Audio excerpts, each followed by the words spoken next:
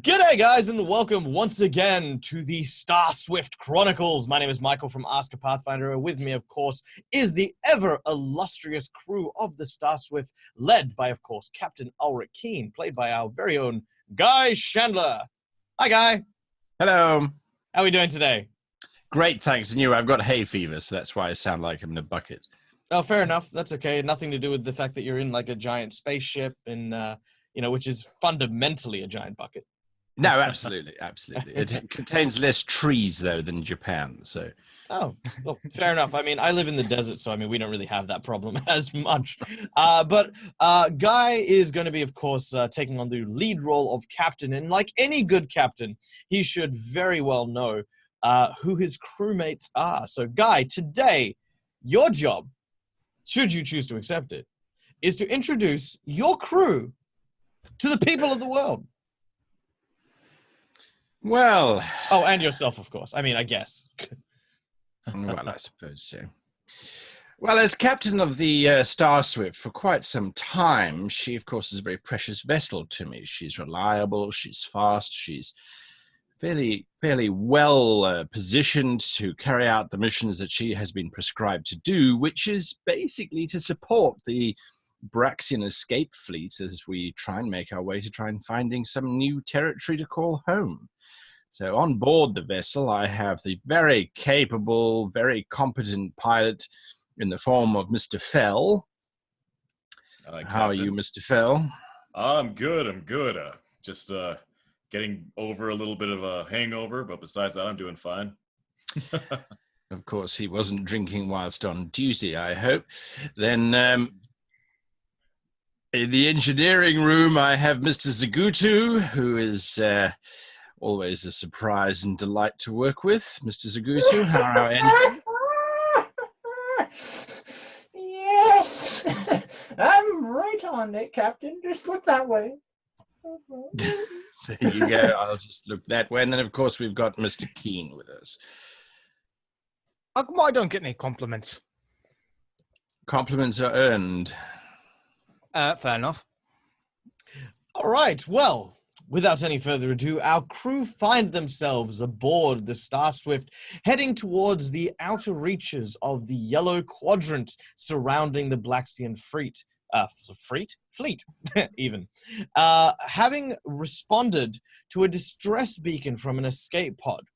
Their current mission is to investigate and find the fate of the mining ship, the Della Milani, who had gone missing several days ago.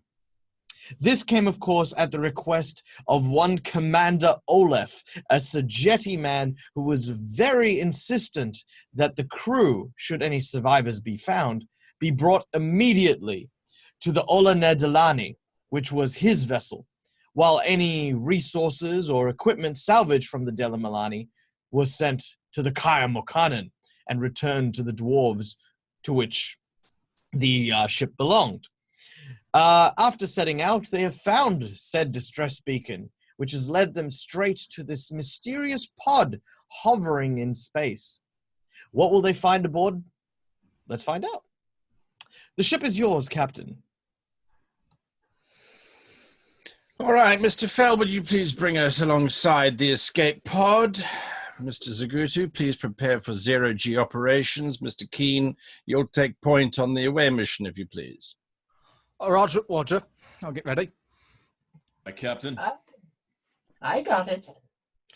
All right. As the hum of the Starswift, as its engines are making course corrections and changing its trajectory to intercept the strange vehicle out the front, you can see that there is this small blinking red light which slowly bathes the bridge as it gets closer and closer. Bastian Fell, the pilot, with his steady hand attempts to try and get as close as possible without running the risk of damaging the strange escape pod. So could I please get a piloting check as you maneuver closer? Alrighty. It's going to be a 16. 16. With a 16, with his masterful hand, he manages to stop a short 50 foot away from the ship, from the small escape pod. Meanwhile, down in the engine room, Dolyug, the small furry furling. Yeah, I can remember the name now. The small furling creature with his 4 arms and very cute demeanor seems to be getting some strange readings aboard his equipment. Please make me a engineering check as you begin to examine the readings on your various equipment. 23. With a 23, Master Dolyug discovers that there are small signs of radiation that seem to be emanating from several large rocks that are embedded in the actual escape pod itself. I open up comms to the captain. What it? Captain, there's some radioactive rocks inside of the ship. I don't think they should be there. We might be a little careful, and we need to hurry. Hopefully the hull hasn't been pierced. Could that be the lithelium crystals that the ship was supposedly going to go and mine? Would that be? You would need to scan the rocks, which you may do so with a computing check and the sensor equipment if you would like. All right. 19. With a 19, the furling reaches forward and starts to press multiple buttons. As his second pair of arms gets involved on this as well, he almost looks like a pianist, like, working across his consoles, as he begins to scan the various rocks. And indeed, while not pure lithelium, the rocks itself appear to be a lithelium ore with veins of the very mysterious, very volatile material running through it like rivers. It's lithelium, Captain, but there shouldn't be a lot of rocks attached to a mining ship like this. There must have been some sort of problem when they were mining the resource. I agree, Mr. Zaguti. Mr. Keene, would you please make sure not to engage in any kind of energy weapons fire whilst aboard that escape pod? If you hit that lithelium, it will explode. All right, that's okay. Hey, Bass, I'm going to stick this in your locker. Don't shoot yourself when you open it. I'm sorry, what? Bye. As Master Elias Keene makes his way towards the airlock, he prepares, of course, for his very short distance jump, securing himself to the anchor that is aboard the Starswift. A soft hiss as the airlock releases and floats him into zero gravity. Now, Mr. Fell, can you just make sure that there isn't any broadcast coming off of that escape pod and see if you can raise them on some communications channels, if possible? Got it. I'll do a quick scan and see if there's anything else inside the area, too. Please make a computing check. Alrighty. That is going to be a 12. A 12? With a 12, that's perfectly fine. You see that there's an open broadcast for the SOS signal. However, the signal itself is garbled. Most likely from the damages you can see aboard the ship, the communications hub is partially damaged. From what Bastian can tell, it's probably lucky that it's even able to send out a signal as far as it did. Captain, it seems it's barely functioning right now, so if we do go aboard, we'll probably be on very unstable ground. Did you copy that, Mr. Keene? Yeah, it'll be fine. All right. In front of Elias, you can see the pod, which is about maybe 4 meters across and about 4 meters wide. It's pretty large in stature and size. It looks to be a very standard dwarven make escape vessel, and it definitely has the serial code matching that was provided to you for the Della Milani's ship manifesto. But there is something very unusual that seems to be attached to the top of the ship.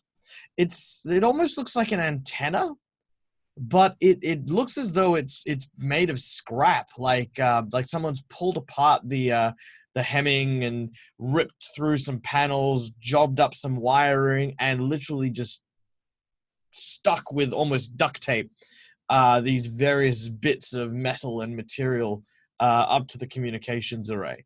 Whatever it was is now burnt out completely, but it's still a very bizarre structure that you've noticed as you approach. Do I have like an image link on my space equipment? Yes, you do. Everything you witness, you simply at the push of a button will broadcast to the bridge.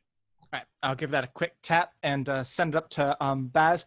Baz, send this to Deliog. I think we might have an engineer on this thing. Oh, all right. Doliog, you got anything on this? So can I check to see what the purpose of that is? Absolutely. Please make an engineering check as you get fed video of this very strange item. 25. With a 25, you've seen this 100 times before. This is 100% a communications array amplifier. It's insane, though, because it looks as though it's made up of parts of the life support system.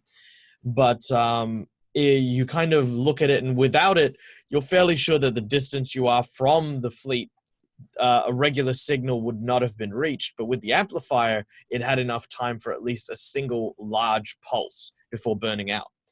The style in which this object is built is also familiar to Doliog. You recognize it as Goblin type of technology, which is usually based on refuse and scrap. So anything they get their hands on, they tinker with. This just reeks of Goblin tech. Whoever was in that ship was really smart, but not smart enough to keep his life support. You better hurry up and get in there. Right. I'm here to work. When you guys fill in the captain, I'm going to go. Mr. Zagutu, whilst Mr. Keen is making his way into this escape pod, wouldn't you keep your eye out for anything that we might salvage from this particular vessel? If there is anything that is useful, it would be wise for us to keep it. I don't think we're going to be able to salvage the entire vessel, though. Not if it's got lithelium embedded into its hull. Am I correct? We can salvage a good part of it. Right. Are we going to try and take any of that lithelium along with finding tracks? Isn't that the goblin that our friend was talking about? Yes, the name of one of the engineers on the crew manifesto was in fact a goblin engineer by the name of Traxic, or Trax to those people who don't have phlegm permanently in the back of their throat.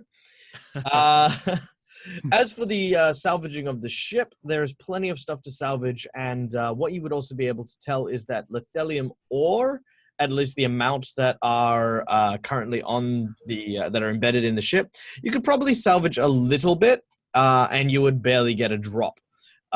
So it is not unrefined. It is it's not enough of a quantity to have caused you much concern.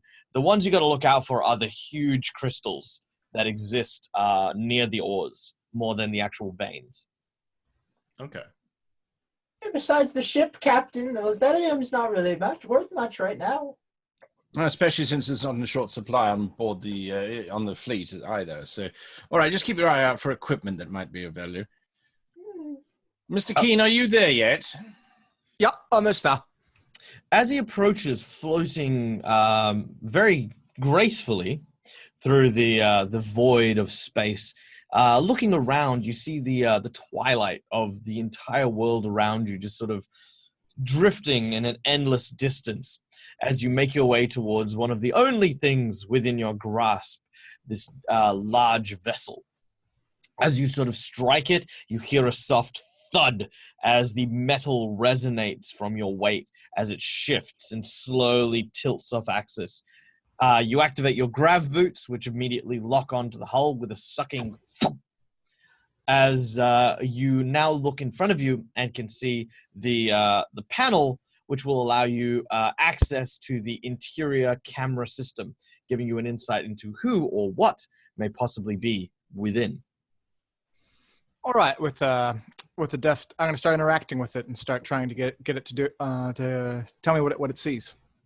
Yep, without much problem, you type in the codes that were given to you by your dossier, and certain enough, within you can see a goblin that appears to be wearing a Harkonnen mining company, Kaya Morkanen, written on his jersey.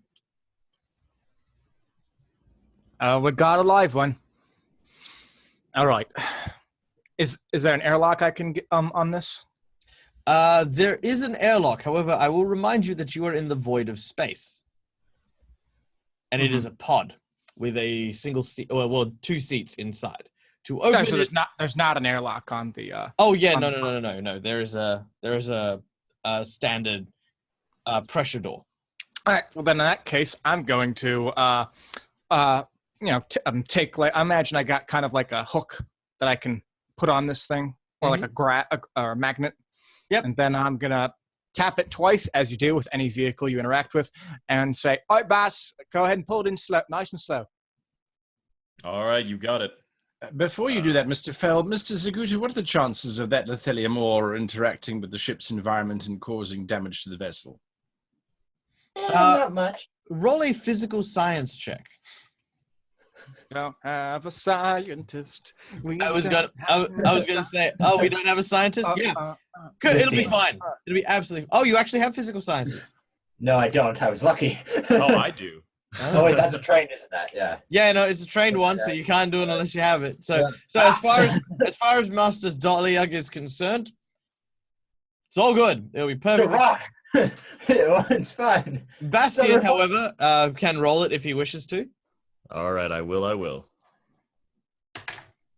All right, with that, it's going to be a 17. With a 17. With a 17, you want to make sure that your ship goes to it and not the other way around. The reason being is because the ship's engines actually agitate a lot of basically plasma energy. And plasma energy can resonate at a frequency which will also cause small amounts of lithium to potentially dissipate and detonate. However, as mentioned, it's not detonation on the scale of large lithium, but it would still render all of the ones that you may possibly be able to collect inert. So make a piloting check as you maneuver the ship to receive the cargo without hopefully dragging it through the energy field of your engines. That's going to be a 24. Oh, like a boss. Nice. Yeah. Pretty much what Bass does is he takes aim, moving a little bit further away from the pod. Mr. Keen, you being on the other pod, seeing him sort of slowly drift away, you know, there's a sort of sinking feeling in your heart as you're like, wait, I'm over here. Come back. You don't need a turn circle in space. That's not how this works. But as he does so, give me a second. I'll be right there. But as he does so, he turns 180 degrees to face the actual escape pod, and ever so gently props the engines, which pushes it forward, and with expert accuracy, he props them for a short burst once again, and you watch as the ship turns, flips on its rear with cold engines, and straight into the cargo bay. Well, done, Mr. Fell. Nice. Thank That you. was Why, really thank good. you. I'll be in the cargo bay. Medbot 7, are you monitoring these channels? Sorry, sir. Yeah. Oh, geez, I can't figure out any of these things to save my life. Yes, I am here, sir, and I am at your beck and not disposal. Please don't dispose of me. I am here. Yes, Captain. I am still here, nailed to the cargo bay area. Mr. Zagutu, would you please have a look at the Medbot and see if you can erase its personality? I simply needed a yes or a no. Medbot 7, please prepare for a potential exposure to vacuum or prolonged starvation or dehydration of a goblin-type creature. Mr. Fell, you have the bridge. I'm on my way down to the cargo bay. Please do not open that pod until I'm there, Mr. Keen. Yeah, sure. Captain, just to be aware, this might be a connection for us if we go up on the other ship. There's a Drax character. I'm sorry, is it? Whoa, what was the name again? Thrax. Yes, there's Thrax. He's a friend of mine from the Braxian fleet, so just be aware. And you suspect he's on this vessel? I was told he's a goblin. I'm not sure how many goblin engineers you meet, but I'm pretty sure they're not that common. Noted. All right. I head down to the cargo bay. Excellent. Meanwhile, Dolyug, what is your game plan as they are ready to receive this strange object? Eat as much rebellium as I can. So you get your hammer and your chisel, and a spare hammer and chisel, and you suddenly make your way towards the cargo bay area as well. Baz, you are still piloting the ship.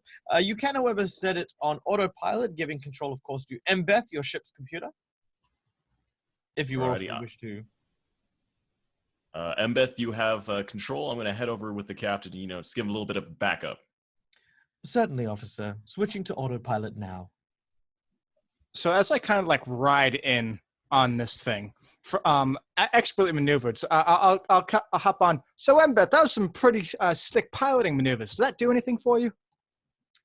Sadly not. I am part of the ship, so piloting maneuvers are me moving. Thus, it cannot be moving me. But isn't it kind of like, appreciating a man's skill at the wheel? I appreciate all crew members aboard the Starswift. All right, good to know. I got to get something out of the locker. Now I'm going to ride it in just like Captain Morgan. Okay. As basically Elias streams in and lands with the gracefulest of touches. He attaches a hook to the cargo bay area as the rear access door seals off. As it seals off, the air is restored into this area, and you actually see as the inertial dampeners, the gravity control inertia dampeners basically activate, and everything sort of shifts back to the ground. Everyone begins to slowly make their way towards the cargo bay area, starting, of course, with Captain Ulrich.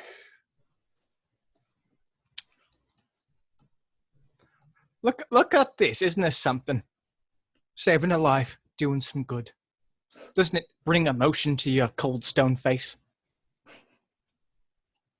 I assume you're talking to the computer, Mr. Keen. My face is not made of stone. It is a hard light projected hologram, sir. Don't entertain him, please, Embeth. He is... you always entertain me, Embeth. As always. All right. Well done on getting the pod back, I suppose. Open the doors, if you please, Mr. Keen. Boss, record that. I think I got it. Okay. At this point, Bass and Dolyug also arrive to see Elias as he puts in the code to open the door. As it does so, there is a hiss of what little air still remains within. And inside, you can see a goblin that appears to be strapped to a whole bunch of tubes and wires. He's got one running into his mouth. He's got several sticking into his chest, a couple in his ears. Wow, that's definitely something you don't see every day. Could I get a perception check from everyone, please?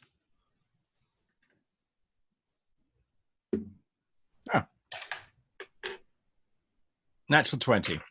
Oh, 15. 17. 25.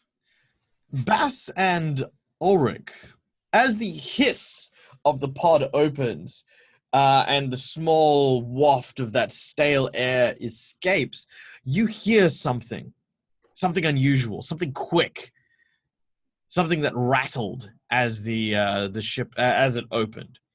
but it didn't seem to come from the ship. It seemed to move from the pod somewhere else. Captain, you got that, right? I did. I'm just wondering if it's going to attack us at any time or not. What? Huh?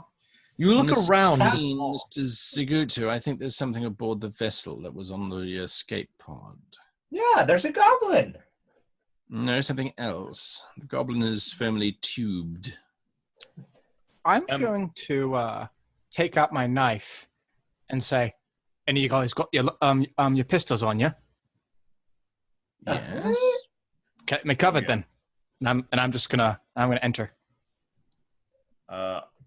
I will also have Embeth do a general scan of life signs around us, since we have the ship somewhat in our control. At present, I can read 6 life signs and 1 artificial life sign. 6. Thank you, Embeth. That is correct. Master Doliug, Master Bastion, Under attack! Ah! Apparently, I have a manifesto that's arrived with all the people aboard the ship.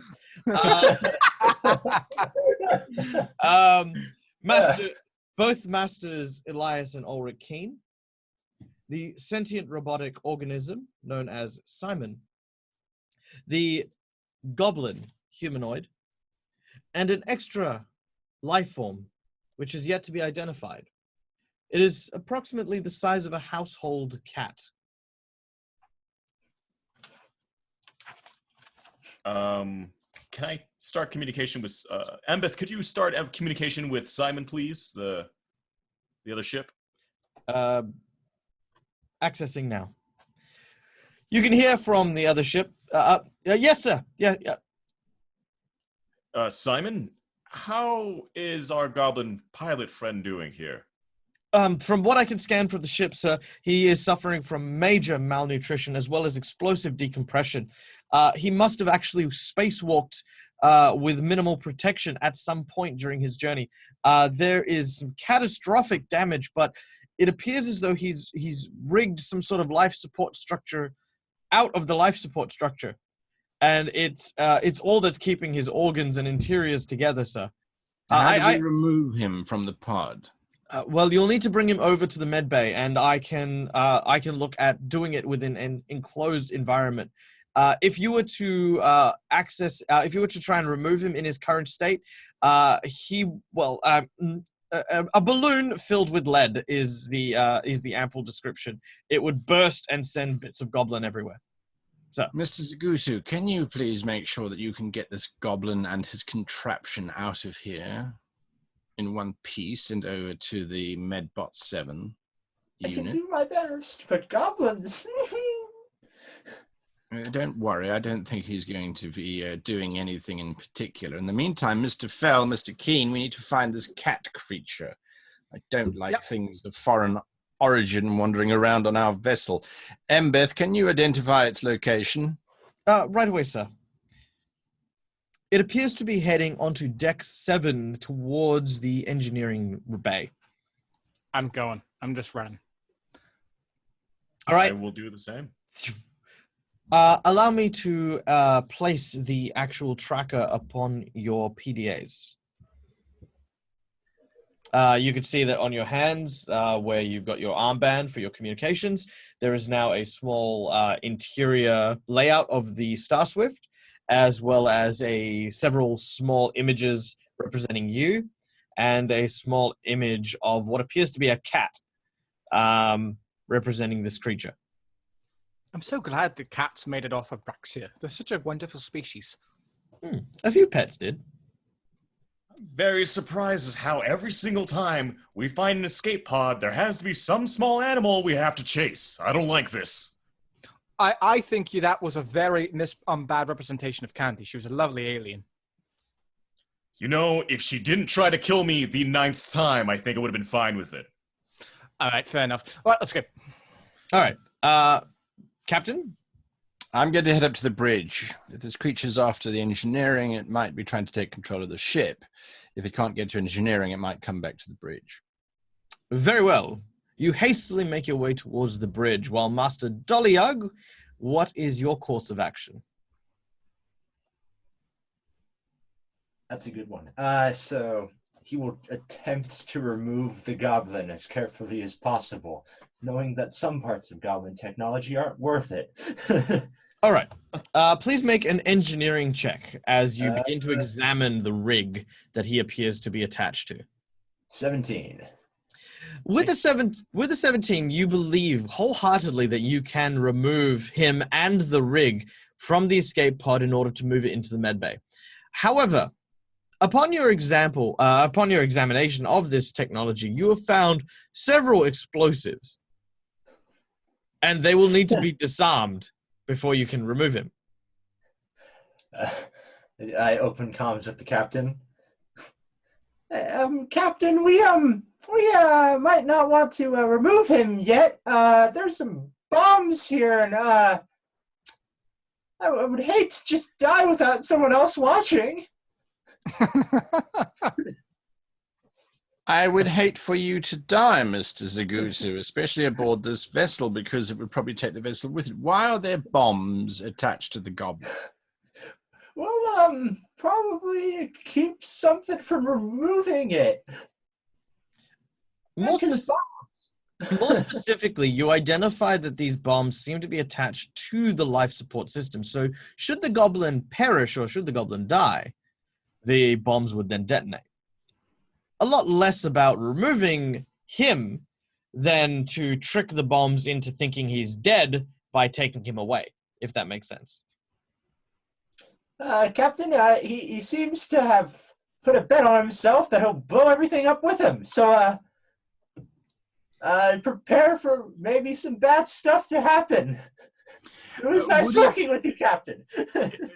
Mr. Zagutu, I don't think we needed to go to such dramatic lengths. It's just a goblin. But I wonder, would it not make sense to remove Mbot 7 from his enclosure in the medical bay and bring him to the goblin? Therefore, we can stabilize the creature before you try and blow it up. No, Captain, I've got this. I love you. I'm going to handle this now, Captain. No, don't look inside my locker. Oh my God. Everybody else brace for potential explosion. Oh my God. All right, Mr. Zagutu. While this is going on, I'm gonna do a quick little order to what is our AI's name again? Is Embeth. Embeth, could you close down the lower hall on the 7th floor? We're almost catching up to this thing. Certainly. You hear the hissing sounds of several of the blast doors being locked down onto decks 3 through to 7. You are fundamentally trapped in there with it, or it is trapped in there with you, whichever the way you want to view that, which is around both the living quarters, the engineering bay, and the gyroscopically centered power core.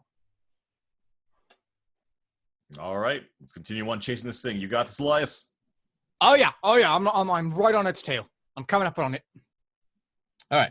As Elias is indeed coming up on it, you hear the bing, bing, bing, bing, bing, bing, bing, bing, bing, bing, bing, bing, bing.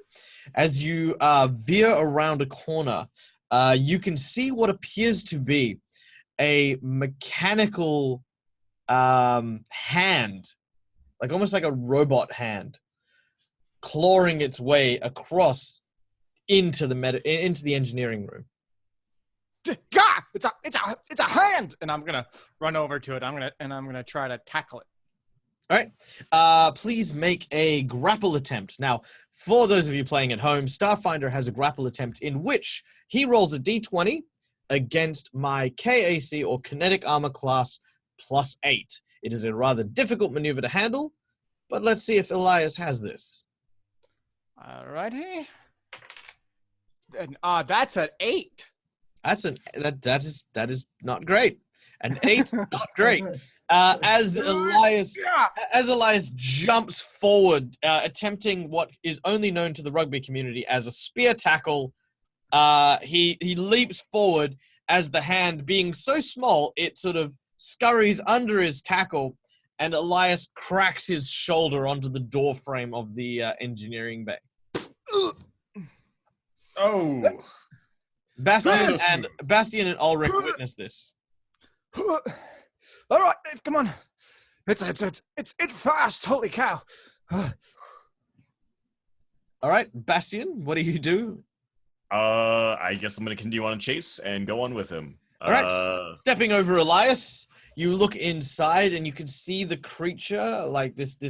It seems to be a hand, like not just a mechanical hand, but also bits of real hand kind of woven into the mechanoids and the wiring. It sort of looks at you and sort of makes this rattling, hissing sound as it rears back like a spider ready to pounce. Simon, tell me what your hand is. Metal, sir. Yes, I have a metal hand. Okay, is that really part of you, or is that a part of Trax? What is? I have both my hands, sir. Chuck said both his hands. That's something else. Oh, Captain, God. permission to kill it? If you think it poses a risk to the ship, yes, of course you can kill it, Mr. Keen. Speaking of the Keens, Captain, it is now your turn as you enter the engineering bay to see this. No, I went to the bridge. Oh, yes, that's right. Sorry, my apologies. You went to the bridge. Correct. As you arrive on the bridge, Embeth is still has basic systems control. You can see that Embeth has already placed upon several screens the events that are unfolding before you. The first of all, you can see the exterior of the space pod with Dollyug, who seems to have gone into prayer as he is attempting to disarm bombs with the only tools available to him, which at this point is a hammer and chisel. You also see the engineering room where your brother and first mate, lieutenant, First officer. First officer, where your first officer seems to be sporting a rather nasty shoulder injury as he is correcting himself, while your pilot appears to be being held at bay by some sort of tiny hand. No, the pilot's first officer. Sorry, Mr. Keen is not first officer. Yeah. Oh. Yeah. Oh, okay. Sorry, my We're in apologies. agreement then. Yeah. Okay. Yes. Your first, in which case, yeah, your sibling is on the ground sporting a shoulder injury, while your first officer is being held at bay by what is effectively a severed hand. All right, I'm going to plot course towards the Della Milani. We now have the pod in our bay, so we can move away from this location. I don't want to be caught by any scavengers who might have picked up that distress call either. So that's what I'm going to be doing, is setting course for the Della Milani. I assume my first officer and Mr. Keen will be able to deal with a hand. It's a creepy hand, sir. Level 1. My piloting check is 25. And this is where they TPK. All right. As you set your course and you begin to navigate the ship towards the Della Milani's last known whereabouts, you do indeed begin to lurch forward as something appears on your scanners. As your ship is winding up after the cold engine maneuver that Bastian had done previously, on your scanners you can see that there are two vessels that seem to be approaching, slightly smaller than the Starswift, but they seem to be on an intercept course. You can't really read the serial numbers, but could you make me a knowledge culture check, please? Or just a culture check. My culture check is a 11. 11. Well, when you look at these symbols and these registration codes, they do not match anything of the Braxian fleet at all. Oh, boy. Which means one of two things. Either you have, in some way, shape, or form, encountered the Graith Federation, which will be incredibly catastrophic, as the Graith Federation are one of the major Braxian adversaries. Or, the more likely scenario, is you are about to be jumped by pirates. Is there any way that we can escape them? Maximum speed, that sort of thing. Currently, your ship is on a cold engine course. You would need to buy a little bit of time in order for your engines to spool up. Once they have done so, you can actually jump to a, more suitable speed, which you believe wholeheartedly the Starswift, once fully operational or once fully charged, will be able to outrun any ship, especially lousy, stinking, no good, junky pirates. Mr. Zagutu, I need you to stop trying to extricate the goblin, please. If you haven't started, it's safe to do so. We're about to come under attack. Mr. Fell, if you can return to the bridge immediately. I'm sure Mr. Keene can deal with a hand. We are about to come under attack by scavengers. They picked up the distress signal of the pod. Your confidence is all I needed, brother.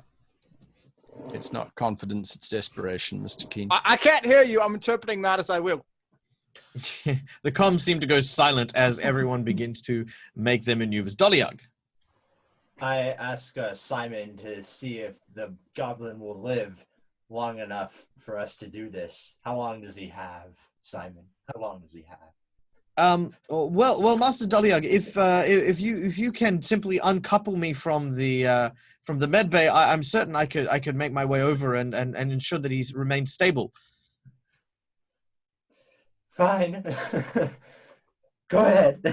And I go over and I help him. All right, make an engineering check as you try a speed run of disabling it. Now, if you do this as a speed run, you can then move to the engineering room. If, however, you fail this check, it's not that you'll fail to release him, it's that it'll take you a little longer to do so. So I'm gonna try I'm gonna try and do this speedily. So that would be a 13. With a 13, that is just enough to uncouple, unbolt, and you basically say, okay, untie that, and you're good to go. Bye. And off you bolt towards the engineering bay. Simon sort of looks a bit confused. He sort of wiggles a bit, and he unhinges himself, and his torso falls off the wall as he uses his hands as makeshift legs and begins to crawl towards the other ship, lifting himself up, going, oh dear, if this man dies, I'm going to be thrown into space, I know it. Live, damn you, goblin, live! as he is frantically and desperately trying to validate his existence aboard the Starswift. Meanwhile, back in the engineering bay, Bastian, you are confronted by this hissing hand. Elias, I'm pretty sure you've got this. The captain needs me. I'm guessing we're trying to get boarded, so I'm gonna go leave this to you now. All right, bye. All right, and I'm gonna run out. All right. Well, actually, I think. Oh, hi. Meow, as he runs past you, you basically all you can see is the flash, like like how you when you move, there's the little smoke in the shape of Bastian, just as he's darted for it.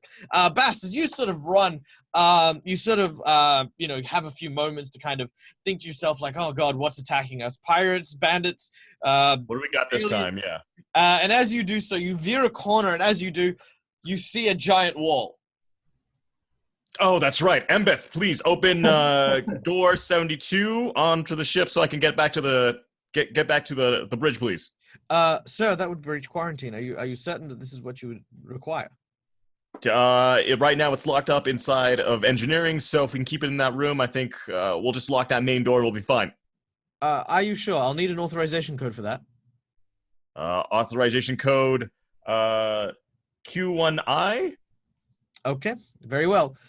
Elias, can you make a reflex save, please, as the door suddenly and swiftly slams shut while you're in between it? 14. You roll forward as the door comes down behind you. Sorry, Elias. I don't believe you. I believe in you. Okay, bye-bye. As Bastian then continues up to the deck, just in time to obviously throw himself into the pilot seat. Elias, the hand in front of you appears to be grabbing various tools. Have you ever watched that YouTube video with that crab that has the knife? It's Yes. kind of sort of done that, where it's got like this tiny little sonic screwdriver looking thing with some electric bolts that seem to be flying out of it.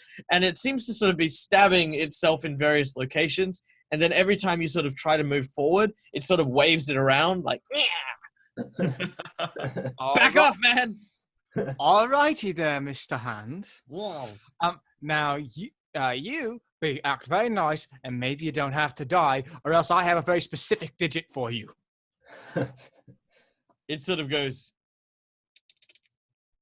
Fuck you! All right, make your attack as you get your knife and you're trying to stab at this thing. All right, I'm also going to try to make my maneuver on that as well. Getting some Evil Dead flashbacks. Alrighty, that's what be 12. A 12? All right, with a 12, you stab at it and you hit one of the engineering consoles. All right. There's a charge of sparks as you've sort of jammed your blade in. You pull it out as it sort of seems to dart to the left and dart to the right. Again, it tries to shank your hand while it's stuck in the console, but it also seems to miss. It's more of like it's trying to keep you at distance more than it's trying to actively stab at you. Fencing around it right now. Yeah, yeah. All right, back on the bridge, the signals seem to be getting ever so close. With, of course, the engines, let's say 3-4 rounds away from being fully operational. You can see the two signals are now coming up on your forward side, and you can see these two lights that illuminate what is fundamentally two incredibly large, almost garbage truck-looking vessels. Embeth, can we do a closer scan since they're better visualized now? As the screen seems to zoom in on their trajectory, you can most certainly see what is fundamentally two ships bearing pirate insignias of the Pirate Coalition. The Pirate Coalition, of course, you can make a culture check to know a little bit more about them. 20. Unnatural 20. Unnatural 20. And 18. 18. Well, what you both know about the Pirate Coalition is that a long time ago when Braxia fell, the Orcs ships were not very successful. When the events of Dragon's Fall happened, the Orcs were saved primarily by their neighbors, the Goblins. Unhappy with the Braxians, they began to salvage and scrap any bits of technology they could find in open space, turning them into independent pirate ships, and formed the Pirate Coalition, a separate entity to the fleet, but they are known for two things: salvaging derelict vessels and making vessels derelict to salvage. They are 100% in the scavenger vein of things. The Orcs, however, can range from complete berserk lunatics to some reasonable merchants who will do trade for, the right people. Mr. Fell, I suggest you put your angry face on. Captain, that never seems to work out really well, but I'll do it if you ask me to. Do you want me to open up cons to them? Yes, please. All right. Embeth, please put us in contact. Opening channel now. What do you want? As you open your channel and your booming voice comes through, you could see on screen what appears to be these two huge tusk individuals sitting in a cockpit, and behind them appears to be a large frog. I mean like toad type, like big, fat, boss nass, big jowls and huge sweaty face. The Orcs sort of turn their sights to the guy sitting behind them. What do I want? I am Robababab, and I have heard a distress signal. We have salvage rights. In my deepest, darkest voice, I just go, no. We've already laid claim and we have the shipment in our hands. If you want to take it, then you're going to have to calm the fuck down and try to talk this out. Ooh, roll an intimidate check for me. Okay, alrighty. Oh gosh. That one. It's gonna be a 16.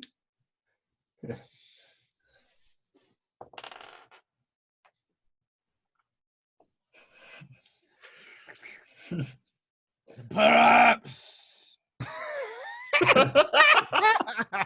we can come to some kind of arrangement. I walk up behind Mr. Fell and, I'm sorry, Mr. Fell, slam his face into the console. Oh, how dare you all try and talk on my behalf? I am Keen of the destroyer Starswift. You are in my territory. I have salvaged what is here. You will back off or you will be destroyed. Roll an intimidate check. As he's doing this, I'm just working on my nose. Natural 1.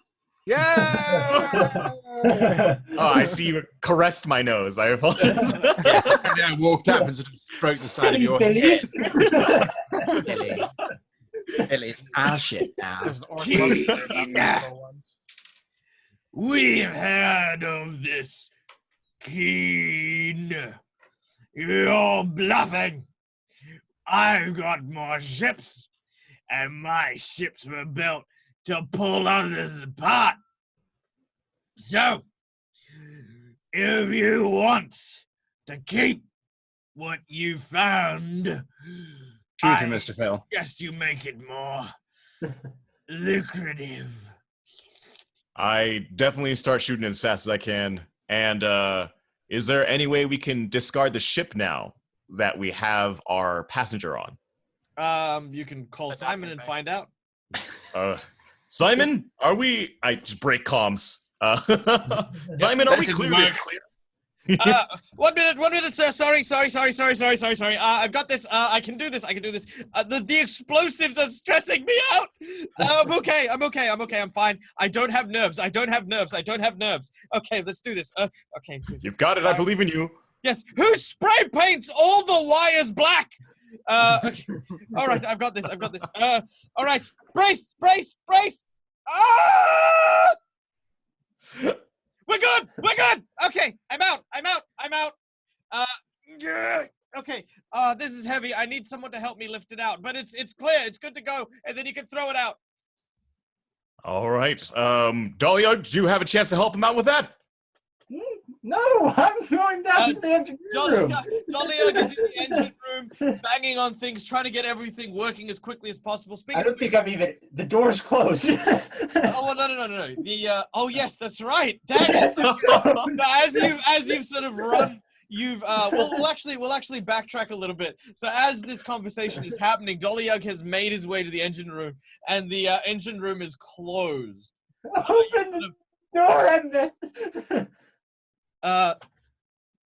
I'm afraid I can't do that, Dolyug. Come on, Emmett, open the pod bay doors. I'm afraid the first officer has used an authorization code and has secured this area. Emmett, don't make me take down these doors. I am authorized to use lethal force if necessary. I yell back at Rastin. I'm like, Open the doors. You guys can hear this on the comms as well. Yeah, I'm gonna guess this is right when I'm asking that question. Yeah. Okay, yeah. Permission code Q1A. Let's go. Let's get it. Open the door. We gotta get going. Okay, the door begins to open. Elias, from the inside, you continue to stab at this creature. You hear the sounds of the door opening behind you. What do you do? Alrighty, I am focused on this fucker, so I'm gonna try to get a trick attack on it. All right, make your attack. Alrighty, 23. Oh, 23 is just enough to land the trick attack. Oh, wait, I make the trick attack with my skill? Yes. Oh, correct. So in that case, it's a no, 32. No. Sorry, you make the skill first to see if you land the trick attack. Then you make a regular attack. Okay, in that case, it's a 32. All right, 32 happily. 32 happily uses the trick attack. Now you need to make an attack to get at it. Alrighty, that'll be 22. 22. All right, taking out your knife, you stab it through its middle and forefinger as they basically get severed off from your knife. Mm-hmm. Roll your damage. Alrighty, that's 2d4. 3 plus 4. Do I add my modifier onto that? No. Okay, so then that is 7 damage. All right, as you stab the fingers, they fall off. The hand sort of starts to spark and sizzle. It tries to back off from you a bit, and as the door opens, Doliag is out there, and Doliag, you can see Elias and this three-fingered hand. Hooters! I swear, if you say give me a hand, I'll kill you. And I turn back to this thing. Doliag? I start yelling, "What is that? Why is it in my room?" Okay. Oh dear. All right. The hand sees the opening and scurries between Ulrich's legs. Elias, actually. Sorry, Elias. Sorry. What did I say? Ulrich. Yeah. Elias. There's so many Keens. Slides between Elias's legs and heads for Doliag. Doliag, you get an attack on this as it seems to sort of scurry past your feet. 15. You sort of go to clang it with your hammer, but you just miss as it sort of goes back down the corridor. and I just start running after it. Okay. You, Doliag, as you sort of come in, please make an engineering check as you are trying to accelerate the heating up, the warming process for the ship's engines. Natural 20. Oh, you come in, and you're just like, click, full, and all of a sudden the ship surges to life. Back on deck, you're at full power, so quickly, a lot quicker than you originally thought for. As you begin to fire back across, you see their shields seem to absorb the brunt of the blow, and they seem to be cursing you in Orcish as they begin to unload their own barrage. The ship shudders as the first volley hits, but you have your ship ready to move. Punch it, Mr. Fell. You got it, Captain. Let's get the heck out of here. Okay, piloting check. That is going to be 26. 26. With a surge and a rush, everyone is suddenly thrown back who's not in a seat as the ship rockets forward. Now, the ship, the Starswift, has some unique properties. One such unique property is an adaptive hull, which takes measurements and changes based on any particular need or any particular environment it happens to be in. You can hear the all too familiar sounds of the plates sliding and shifting to adhere to the faster movements. You see, you can feel as the various basically the various plates elongate the Starswift almost to its minimal resistance area as it goes through space. Yes, by the way, the sci-fi nerds will know that there's no resistance in space, but there are particles, okay? There are particles and other things, and they count. All right. So as you guys are careening forward and away from these very slow ships, who do indeed try to pursue and fire a couple of shots which just can't keep up, Elias and Doliag, could I get you both to make me reflex saves?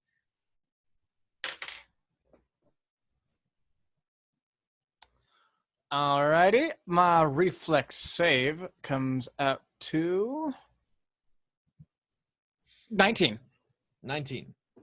Okay. With a 19, you managed to stay on your feet. Doliag? 23. Both of you, so sure-footed aboard this ship, which you have called a second home for so long, you do not shift, you do not balk as the ship careens forward. It does, however, unknown to Bastian, very abruptly slow down and stop. Oh, Captain, I think there's something wrong. Looking out the starboard side, you can actually see an asteroid field, which it also bears the distinct location as inputted into the navigation computers last by Master Ulrich Keen for the location of the Della Milani. Right. What are the chances that they're going to be able to trace our trail, Mr. Fell, do you think? Can they do that sort of thing? Physics science check?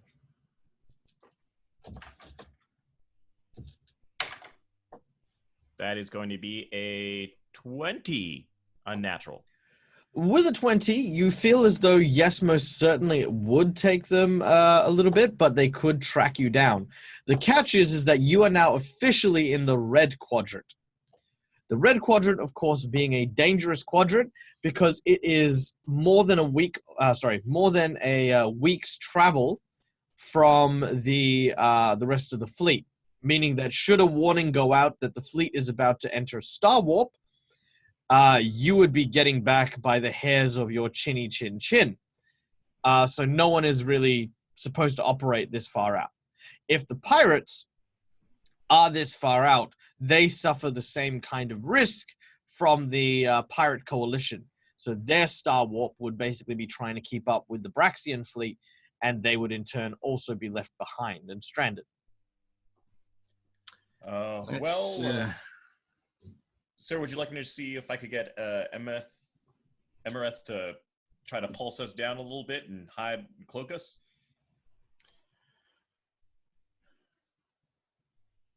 I Captain, don't know this Captain Rombambambog very well, but did he strike you as being the sort who'd risk being stranded out in space, owning on account of a small escape pod?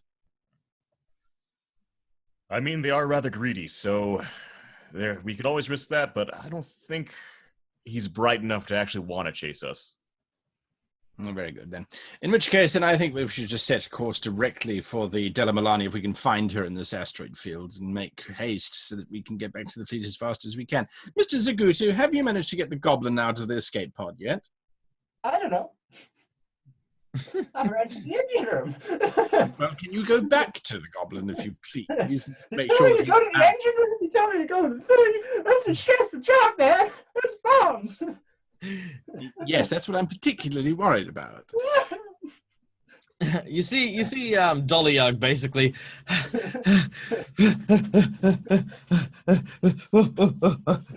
as he goes up and down. I'm gone. I give Mr. Fell a wink. We can, of course, always hire another engineer, Mr. Zagutu, if you feel that you're not up to the task. I'm up to the task.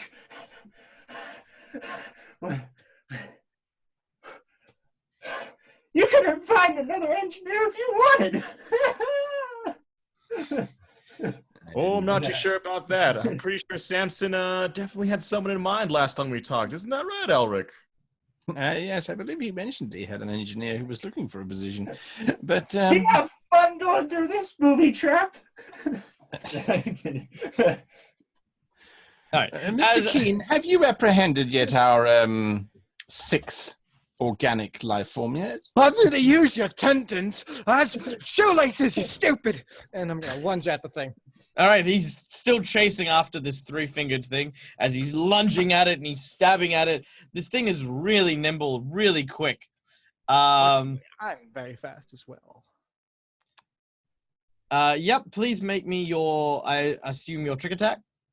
Yep. Alrighty. Blue one will be the trick attack. Alright, trick attack definitely fails at, at a 18. Yep, that will definitely fail. And your basic attack.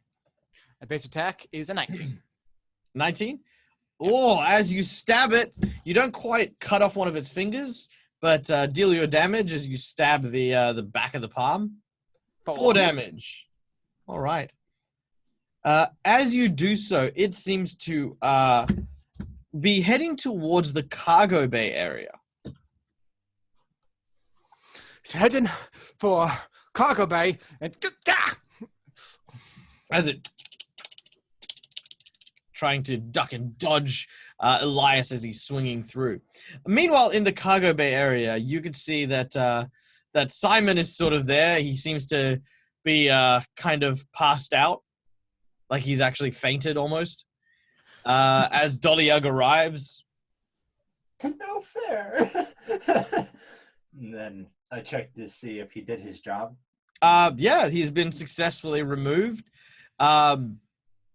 You can also see that there's this very strange device that is attached to the life support system, and it appears to be like a handprint. And I checked to see what it is. Roll an engineering check. 1. 1? 1. Natural 1. No clue.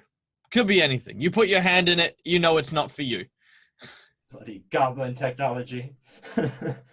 And then I try to wipe the Simon's memory of having done this. Ooh, make an engineering check. 9. You think you did it. Alright. Then I message up to the captain and I'm like, alright, he's been removed. Wasn't that hard? Work, Mr. Zaguchi. We knew you could do it. Is he awake? No. He seems to still be unconscious. All right. Wouldn't you get Medbot 7, please, to get him so that he can be awake? He has information which we probably need to have before we approach this vessel. Mr. Fell, can you find this Della Milani out here in the asteroids at all? Yes, sir. I'll start doing general scans, and I will check out the area. Please make me a computing check as you continue general scans. That's gonna be a 7? Well, it is a very general scan. You appear to have found about 50 to 70 kind of rocks. Big ones, little ones, rocks that climb on rocks. There's definitely rocks here, sir. You feel perhaps a more specific scan might be in order. I'll do a ship scan this time. Yeah, I'll look for any beacons or any traces of where the pod could have left from. What's the pod after? Oh, that's right. Lithium. Lithium. Okay. Lithium. Yes. You reduce your scan to scan for lithium. Please make me another computing check with a +10. That is going to be a 25. With a 25, you find that one particularly strong cluster of asteroids has indeed got several large lithium deposits. The largest of which appears to be a massive asteroid that looks so big it has its own tunnel network in it that you would easily be able to fly the Starswift into. All right, Captain, I think I found us a path if you're ready to head in. Absolutely. Mr. Keane, what's the status on that thing? I'm just trying to kill it. All right, make another attack. Okay. 7. 7? You completely missed that one. All right, I'm going to go and try and help this man. I attack it like once every few minutes. Most of the time, most of the reason for this is that it's not just crawling on the floor. It seems to also be crawling on the ceiling, crawling on the walls, and every now and then you get an opportunity as it darts across the floor into another corridor where you just lunge and try to stab at this thing. All right, Mr. Fell, just take us in very nice and slow, if you please. Just watch out for other scavengers. If they picked up this escape pod signal, they might have got here before us. Other pirates, if there are any, crazy enough to operate this far out. And let's see what we can find of this ship. I will head down and try and meet up with my brother to see if I can... You wanted to say lend him a hand. Yeah, I did. That's terrible. The Adventures of the Pun Swift. Yeah. All right. I So- saw it on your face. Okay, so you begin to make your way down towards where Elias and this creature appear to be. You know your ship like the inside and out. You know every hum. You know every fault. You know every blessing that is to do with this ship, and you know from where it is about to come out that in 3, 2, 1, you burst through the door and you are now standing right in front of it. I shoot it. Make your attack. This will not go well. Oh no. Oh no. Oh, well, 17. 17 will most certainly hit. Roll your damage as your azimuth laser pistol fires and leaves a searing mark on the ground where the thing was. It takes a whopping 3 points of damage. That is just enough, together with what Elias had done, to render it immobile as it sort of sits twitching and writhing on the ground. I don't understand what was taking you so long. I'll stab it like 3 times. That was awesome. You know what that reminded me of? It reminds me when we brought that frog back into the house and Mom chased us all around, but we wanted to keep it. High five. He lifts up the severed hand.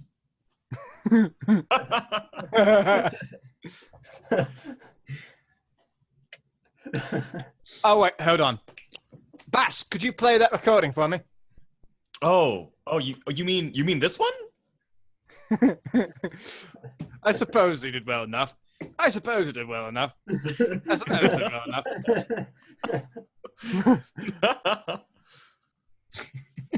I leave. I just... Ooh, I think I felt the sarcasm on that one. It's nice and strong today. I know. We're really connecting, really fostering that bond we lost.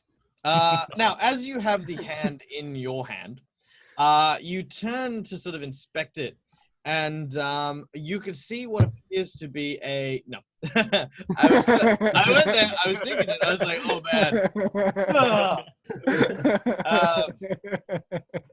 man. You can actually see written on the hand is one word, which is Harkonnen. Does that ring any bells for me? Yes.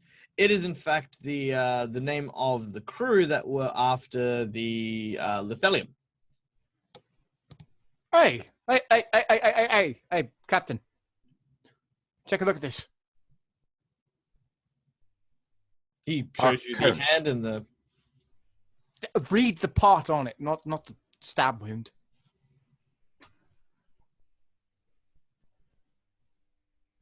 You think this was a synthetic that was working for the mining consortium?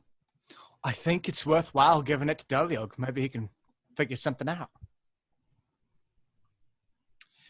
All right. Yes, I think so. Give it to Mr. Zaguta and see what he can do with it. All right. Bring it I'm gonna back. take one of the fingers. I'm gonna go get my laser pistol from my locker, and I'm gonna stick one of the fingers in the locker of Bass and close it. Okay, you've pulled off, so now it's a 2-fingered. So which fingers does it have? It's lost. I don't know.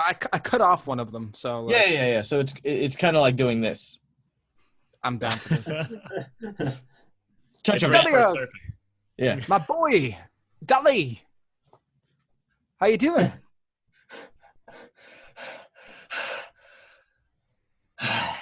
You were doing that moving thing again. Hey, I know it's been a bit good, but you know what? I think you did pretty good on some stuff. I got a present for you if you want it. Okay. Well, you see this hand? We think it might belong Oh, to someone. God. I know a place to hide the body. No, stop it. It's a synthetic hand. It's got engineering in it, kind of like mine. And like my wrist pops open and I stick my knife in it. but a little bit more complex. I think I might have some information on it that could be useful. You think you could do that for us? It could be handy, right? I'll give him a high five on all 4 of his arms.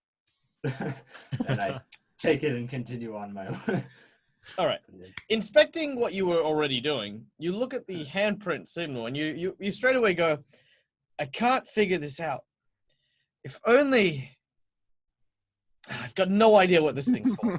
I mean, it could be anything. It could be absolutely anything.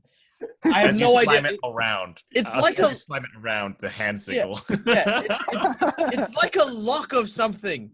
And if we had a key, whatever the key might be, we might be able to do it. But who keeps a handshake key around?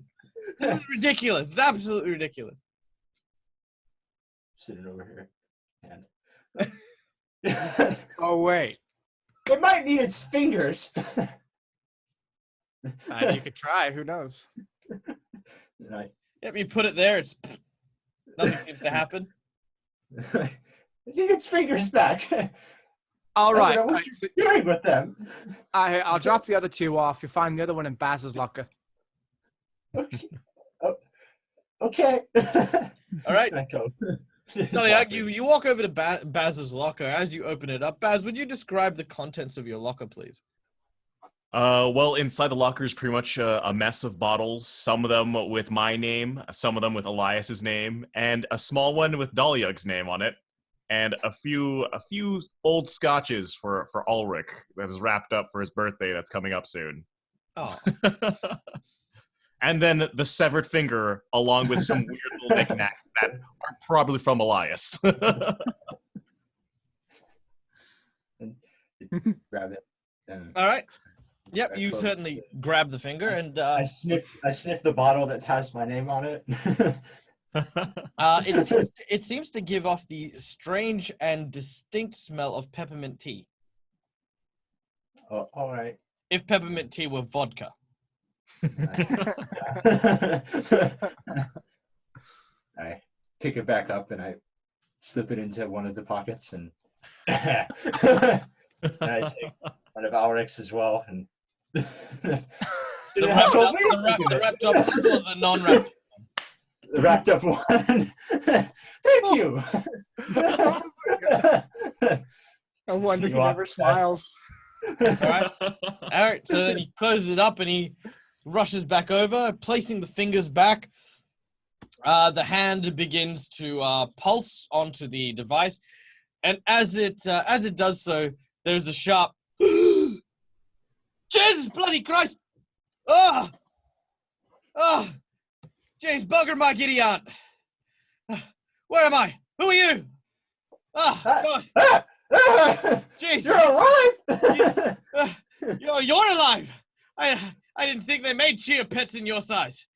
Oh, well, they do. Oh God! Where am I? Where is it? Ooh. This is you know. Hey, here, try this, and then I hand him the little bottle that has my name on it. Wait, one moment.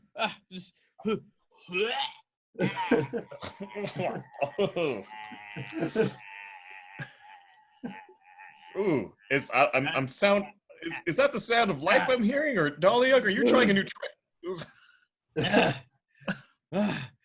Ta frickin' da!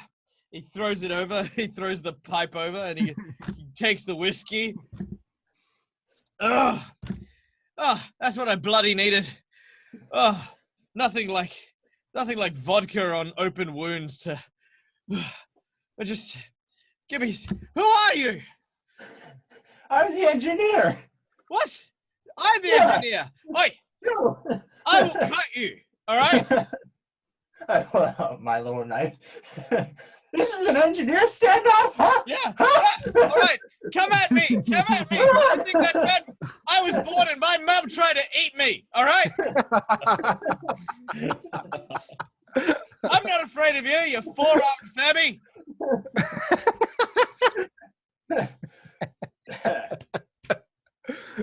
All right, you guys can hear this commotion over the comms as Dolyug has yet again left his communications open. Also, during his scavenge of Bastion's locker. Please, can you solve this problem downstairs? I'm on my way. Yeah. No, go down. Do you speak Goblin, Mr. Fell? Well, I'm a little rusty, but I think I got a bearing of it. Is it all right if we leave the ship in stationary orbit at the moment? Well, Emerith, we're good with that? Yes, sir. With the approach still, we have our vectors. We can hover in front of the entranceway to the asteroid if you would prefer, rather than us entering. Then, Captain, let's go and interrogate our discovered corpse, shall we? You've got it. Plotting a course and setting a stable vector now, sir. All right, so we head down to the cargo bay. All right. And this engineer's standoff. Elias? I can get you with 3 of my arms tied behind my back. Damn! I take out a squirt bottle and I start spraying his head. As you start spraying the engineer, the goblin says, "Oh, you stay out of this." Hey man, that's a pretty good knife you got there. Oh yeah, you want a close up look at it, mate? Yeah. Actually, let me take. I'm gonna sleight of hand it out of his hand. All right, because you are doing this in plain sight, it will provoke an attack of opportunity. So I am fine with that. Okay, I'm gonna point this out. Are you sure? Yeah. All right. He attempts a trick attack on you with a natural 20. Well, I have mobility, so I have a lot of. As far as it's. So that'll do it. But I got a 24. All right. Well, hold on. Before you get the sleight of hand, he gets a 26 to strike you with said trick attack. Oh yeah, no man, that'll do it. That'll do it. Wait. Sorry. What skill am I using to defend? It is your kinetic armor class, so your KAC. I thought the AC started at 20. No, AC starts at 10 and then builds up. Oh well, I was talking for the trick attack. Oh, for the trick. Oh yeah, no. He rolled a natural 20 on that, so he. Oh, that. Yeah. No, he didn't roll a natural 20 to hit you. He rolled a natural 20 for the trick attack. Which so he got a 19. No, he got a 26 to hit you. Yeah, that'll do it. Yeah. All right, you as he. Whoa, Jesus. All right, so that's. You're not gonna like this. I doubt it. That's 14 damage. All right. So how much until you're instantly dead? There is no instant death. Well, there is, but way more than that. So your stamina goes down first, followed by your hit points. Then once your hit points are at 0, if you take your hit points again, then you lose another resolve on top of the one resolve that you would drop for getting to the 0 point. Oh, in that case, I'm actually up. Oh, you're still up? Yeah, because I got 7 stamina and 10 hit points. Yep, so you've got 3 hit points remaining. As he stabs you, right, you sort of reach to try and sort of slide it out of his hand, but he seems to know his knife work well as well, and he basically stabs you through the forearm and seems to have ruptured an artery as he pulls it, yanks it back out. You can still try the slide, well, it's a disarm attempt, so you'll need to make a melee attack against his kinetic armor class +8. Thankfully, he's not wearing. Really? Thankfully he's not wearing anything but second skin, so that's decent. Alrighty, that'll be 15. Ooh, sadly, 15 is not high enough. As you attempt to disarm him, he is. Oh damn! You look good at that. Yeah, that's right. Grew up my whole life playing knifey spoony. Guess which one I was? I'll give him a thumbs up. That's pretty good. Okay, you can keep the damn knife. And also, congratulations, we're your rescue. Hey, what do you mean rescue? At this point, Alric and Bastion arrive, seeing Elias profusely bleeding, and this goblin sort of. Whoa! Let's hold on here, guys. Let's take a second. Trax. Is that your name? Trax, right? Yeah, that's right. I'll carve it into your face. Hey, calm down, calm down. I'm a friend of Samson's. He told me about you. Just calm, relax, saving you, calm, real quick. What, Sammy sent you? Yeah. All right, now I know Sammy's got some pull, but you don't bullshit me. I know No. Sammy's not going to send a ship into the red zone for me. No, hold up. Samson told me about you because we're trying to do a salvage mission because we heard your ship was in trouble and we're getting paid to rescue you. Oh, see, now that I understand. All right. Let's try and not kill anyone. All right. He's good at it. He's real good at it. Oh, he sort of puts his knife away. He says, "I'm sorry, mate. Look, our kind, we kind of got to watch our own backs, it's fine. It's fine. I sit down. It's fine. For all three of you, it's fine. Elias, get to the medical bay immediately. Oh, look, it's right there. You see on the floor, Simon appears to still be somewhat unconscious. There is also a large hammer blow that seems to have hit him in the head. For crying out loud. Simon! Zagutu, please get 7. working immediately. Please, sir, I would like 3 salads and 14 goats from your finest wife. Okay, hold on. I'm gonna attempt to try to fix him a little bit. Percussive maintenance, make an engineering check. That'll be 23. Yep, you bang! Oh, sir. Sorry, I think my systems may have malfunctioned. Are we dead? No, we can't be dead. I don't have a soul. Are we okay? You have a beautiful soul, a wonderful identity, and an amazing ability to stop blood flow. Now fix this. Oh my. Yes, of course. He opens up one of his fingers, and this resin that turns into a foam just sort of fills up your hand as he... It actually has this cool, calming kind of feeling to it as well. Has its own numbing agent. And you watch as your skin begins to stitch. You heal a total of 5 hit points. I wish you could do something better. All right, I'm going to just lay down here. Yes, sir. Why is my head a different shape? I don't know. Mr. Trax, will you accompany me and Mr. Fell to our briefing room? Mr. Zagushu, can you restore the medbot to its proper place now that we have rescued our goblin friend here?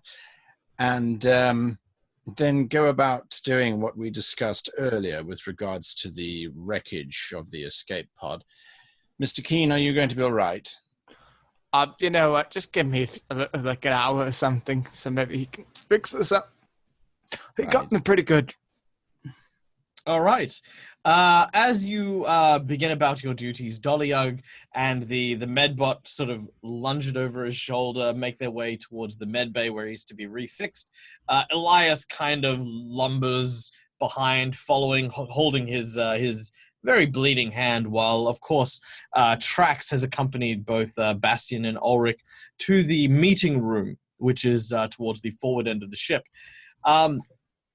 As you reach the briefing room, the Trax takes a seat and he sort of straightens up his uniform and he sort of looks around. It's not that he's nervous; it's that he seems to be on edge. Like he's definitely very rattled. He sort of says, "Look, I don't suppose you guys have got something to drink, eh? Like, just something to take the edge off, I look at his hand, and all I say is that the peppermint vodka for Dolly? Where did you get that? I then go on to call him like, Dolyug. What, did you really? You couldn't wait? You couldn't wait? What are you talking about? I see the bottle in his hand. Did you go through my stuff? You're thieves! What? He sort of takes a swig and he closes it up. He's like, all right, well, look, we need to get out of here. We need to go back and I need to tell the Kayamo Cannon everything. I mean it's just all gone to hell. You need to tell us first what's going on, Mr. Trax. We're currently near the Della Milani in the asteroid field in the red zone. We came here to Wait, rescue where are the we? rest of the crew. We're in the asteroid field near the Della Milani. No. We look, mate. We cannot be here. Okay, I cannot stress this enough. Why Like, not? It's just okay. Look. We goblins. We have belief, right? We don't believe in all this other this namby pamby sunshine and rainbows and stuff. But we do believe in a horrible thing that exists just for us. And what I saw there. That's the only way I could describe it. It is the thing of nightmares. What is the Della Milani doing out here, collecting additional etherium? Was it trying to weaponize it? Well, no, nothing like that. We were just a mining crew. Look, Operating in the red zone? Well, yeah, we got... Okay, look, the captain, he's not exactly the most... Oh, that's a time. I believe the food is ready, Mr. Fell. Oh, okay. Oh, well, please make sure that, there's cut old tracks a slice, yeah? So, listen, the Dela Milani, what you need to know is that we were out here only looking for lithelium. Some rich Sagetti, he hired our crew. Something to do with extended leave or the ability to actually go down to a planet and actually get some real atmosphere into us for the next job. The captain took it on board. He made us come all the way out here. Now, we borrowed a ship, borrowed it from the Kaya Morkanen, paid out the nose for it too. They had all the best equipment, and it was the only way we could make sure that, we could operate in the red zone. The dwarves, they're not going to leave one of their ships behind. They'll leave everyone else, but it was our safety net. It was the way that we could guarantee that, we were going to be okay. But the Harkonnen company, we'd never come out this far. We'd never ever done anything like this. But when we arrived on the asteroid belt, we just found so much lithelium.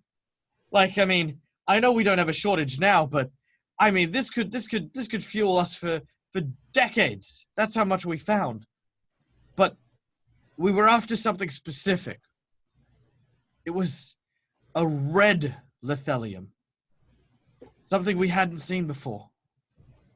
I look at Mr. Fell. Red lithelium? I will do a You've quick... never heard of it. Okay, solid. I have no idea, Captain. I've never really experienced anything besides regular lithelium. Yeah, well, I mean, Captain having what he has for a penchant for naming things, called it blood lithelium, and yeah, we needed as much of it as we could get. But even among all this lithelium, there was so little of it. We grabbed what we could, but that's when things started to get strange. People started to disappear, started to vanish. Captain chalked it down to accidents. Bylor was mad. He was being poisoned. We thought the lithelium's radiation was affecting his mind, but he demanded we get more and more and more of it. And that's when I saw the most alien thing. And that is what we'll find out next week, when we come back to the interrogation and the adventures of the Starswift. Thank you very much for joining us, guys. If you are joining us later, please, of course, like this video and subscribe if you want to catch more stories of the adventures of the Starswift and, of course, its delightful crew as they continue their search for the fate of the Della Milani. Hopefully, this goblin will have some answers for them next time. But until then, we'll catch you later. If, however, you guys want to stick around for the post-game review, then, well, I suppose we'll get straight into it. So, how do we all feel? All feel good? Made some progress? Yeah, I was nervous for a second. I had not thought at all about what would be inside my locker, and I was like, the only thing that me and Elias would immediately do, drink all the time. It's fun. It's good. All right, so let's, of course, start with My Dice of Destiny and see who's going to give us their insight and perspective today. And today, this is going to begin with number 4, none other than Captain Orakeen. How do we find today's game? Oh, it was one of those wonderful sort of disastrous. We want to pretend to be as if we're in command of our faculties when we are absolutely not. I think no, it was absolutely fun. It's so hard to play Arik King with poor old Elias running around. It's like you bring up these memories of our mother and the frog, and I'm like, I have to be hard-nosed about it because it's so sad. Oh man, I got some ideas prepared for you. Let me tell you. Anyway, no, it's yeah. Look, I mean, it's an interesting story. We want to know what happened. This blood etherium now is totally changed the theories that we may have had about what is going on out here. But I think once again we kind of doing what we need to do. Poor old Mr. Zaguti's running around all over the place, trying to do what he needs to. We definitely need a scientist aboard because it's like, this is science stuff. We need science things. Mr. Fell, you're the only one who's got physical science because it's trained only. I have nothing in it. My computer is terrible. My captain is supposed to intimidate. That's his thing. He has +8 in it, but nothing else. That was so funny. Oh, Like, there was nothing more amusing than watching Bass get to that point where he was having that interaction with the salvager. Alric coming out and being like, yes, finally, my moment to shine in the one thing that I have specifically right. to do. Exactly. It was just absolutely perfect.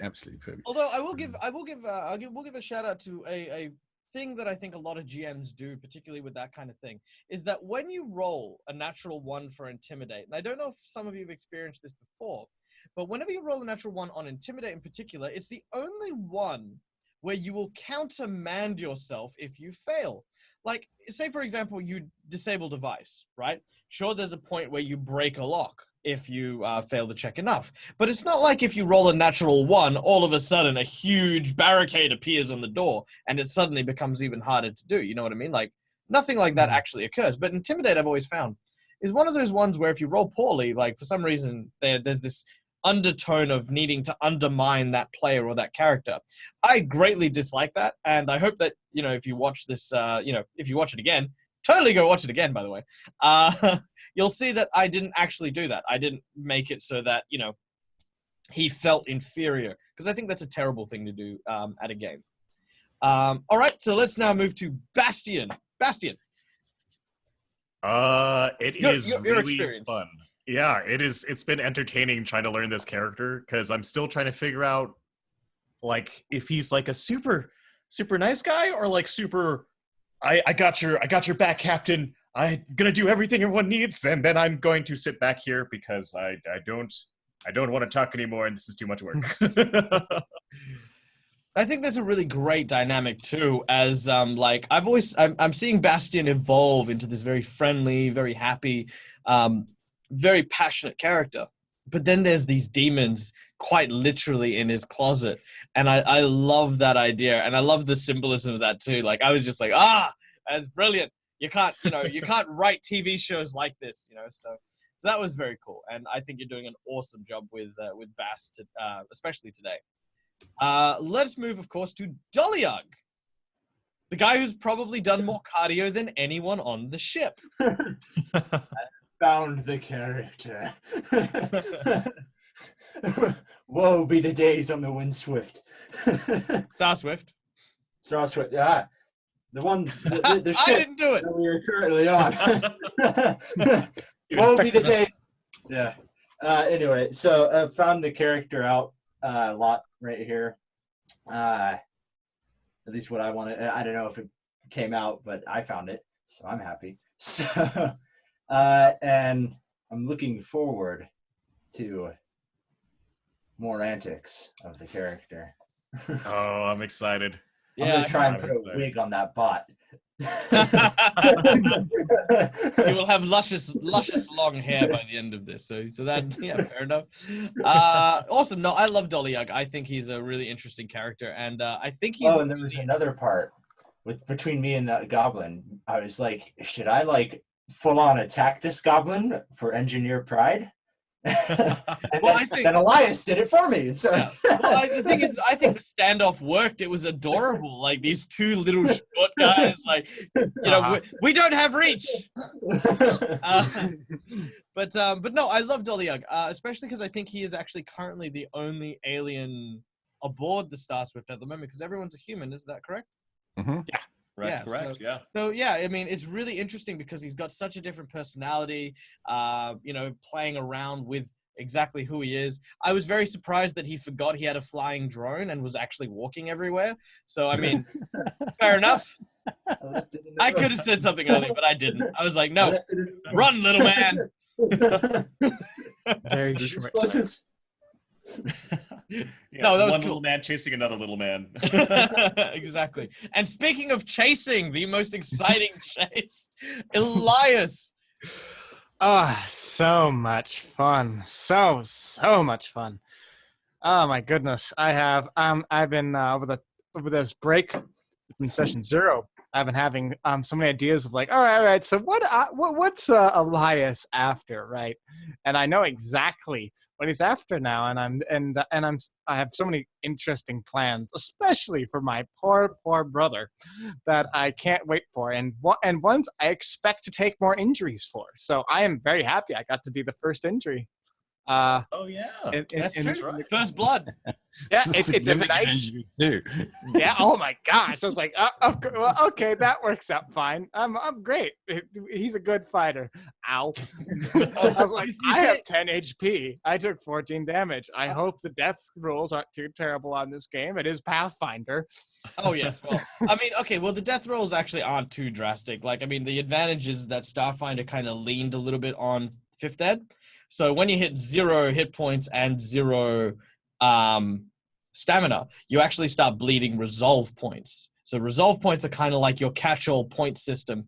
And you pretty much spend 1 resolve to stabilize, 1 resolve to stand up, or at least half of your total resolve if you can to stand up. And then when you hit 0 resolve, that's when you die. So similar to the death saving throw system, there is a certain countdown. There is no negative hit points as Pathfinder did previously. So that's kind of cool. And I think it makes for a more interesting scenario when someone falls down and is dying. I find that way more interesting than, yes, this guy has received catastrophic damage and is a stain on the wall. Yeah, it's, I mean, I'm a fan of big numbers when I'm rolling, but as a GM, not so much. But yes, I'm a hypocrite. All right. It was a ton of fun. As for me, I had an awesome time, guys. I think you guys have all fit into your roles well. I think you guys are following the leadership of Ulrich fantastically, and I mean, I couldn't have thought of a better person to be so level-headed and be able to think on such a wide scope, to have everyone engaged. I mean, that's the biggest thing about having a leader character on your table, is to have someone who is able to wrangle everyone based on their strengths and not on any particular task that needs doing in that immediate time. That's a skill, that's a talent, and if you ever have someone on your table that can do that, it's always a great option. But regarding the science officer, well, maybe we will look at adding a science officer to the show at some point or another, and maybe they will find that it'll either be an NPC or it'll be maybe we'll find a special guest to come and join us. In any case, we will find out that in the future. Did you have something, Elias, before we? Yeah. Actually, I did remember something. Is for Guy. My character, I don't want to undermine your character's authority too much, but in a way, that's exactly what I'm trying to do. And I'm trying to find a great balance, because you are, for first and foremost, you are the captain, and you also your brother, and as you may have been able to tell, he's a bit provocative, and that's a conscious thing, not a passive one. So I'm trying to hit that right balance. Because I don't want it to be like, oh, it's poke jabs at the captain every chance you can. So that's something I want to try to keep. If you guys, say, hey, you hit the right note on that, or no, you didn't, I'd appreciate you guys kind of keeping an eye out on that. More eyes are better than 2. Well, speaking of more eyes, of course, if you in our audience do feel like maybe Elias has been somewhat acting this way, or maybe he hasn't been, leave a comment below. We'll open up a discussion, and that way you can see what other people think as well as whom perhaps your favorite character and cast member is from this season of the Starswift. And also what you would maybe like to see happen in their stories. Would you like to see more screen time go to, say, Baz and his drinking problem, or Ulrich and his his forlorn lost family? You know, let us know. And again, I as Ask a Pathfinder, I've always been super keen on like being hands-on with suggestions and stuff from the audience, so I love it. All right, so to sign off, of course, if you want to check out our stuff, of course, you can find me on Ask a Pathfinder pretty much everywhere: Facebook, Twitter, Patreon, Discord, blah, blah, blah, blah, blah. I do specifically help with Pathfinder, but I do know a fair bit about RPGs as well. If you do ever want to chat, definitely seek me out. You'll find links in the description below. As well, if you want to plug How to Be a Great Game Master, Master Guy. Absolutely. How to Be a Great Game Master is the sister channel to the channel that this show's on.